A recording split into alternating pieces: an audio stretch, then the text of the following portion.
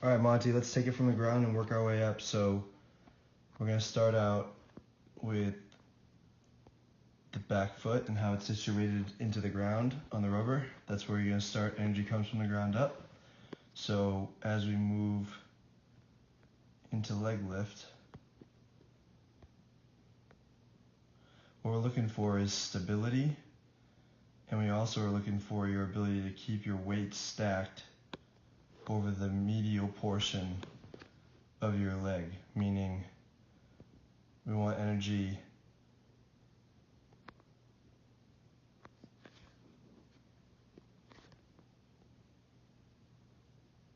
on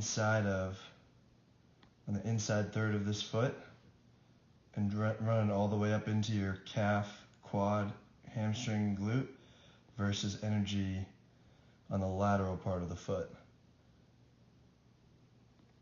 Because in order for us to have balance and strength, we have to be activating those muscles that are in closest to the spine and center of gravity. So let's see what happens here as you start to move out.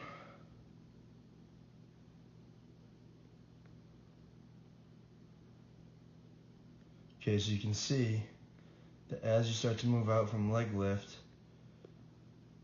there's not really a whole lot of ground being gained in terms of your center mass moving towards home plate. So you can see there's this like little collapse. You're kind of sinking down into this back leg, which to me is an indicator that you're on the lateral part of your foot. So you're on the outside of your foot. So that goes to just some strength and conditioning programming. Jump rope is great for this because it starts you out and activates the ball of the foot. We've got to do some work on your medial quads and your medial glutes like Eddie's talking about, so that you can really truly start to create some positive shin angles that'll send more energy towards the target, versus right now what's happening, which is you're just leaving a lot of velocity on the table because you're on the lateral side of your foot to start.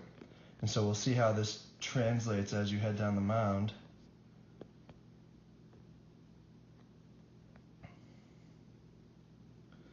And this is just, because you don't have this horizontal force, because you're on the lateral part of your foot, what ends up happening is you feel like you're creating a lot of energy with this long stride that you've got, but really all it is a reach.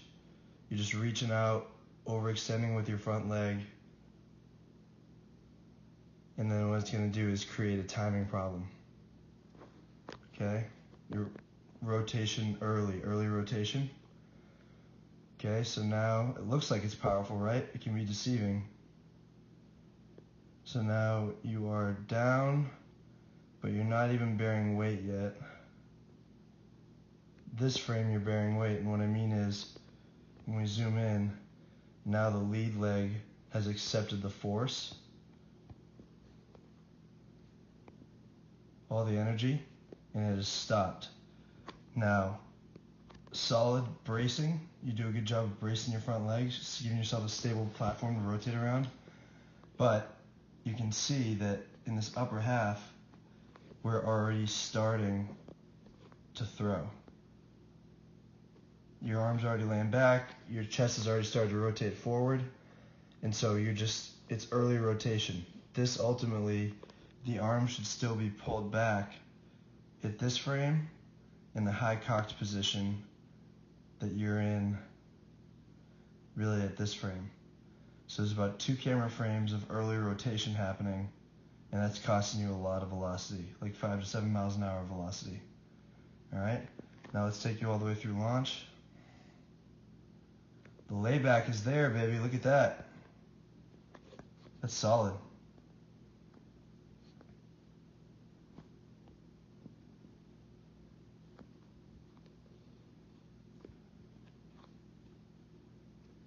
Solid external rotation, and then you'll see that you get this little pronation bump right after launch, but then as you continue to ride out, look, it straightens out. That's going to put your rotator cuff at risk. So some things to address. Looking forward to getting after it. Thanks for the time yesterday.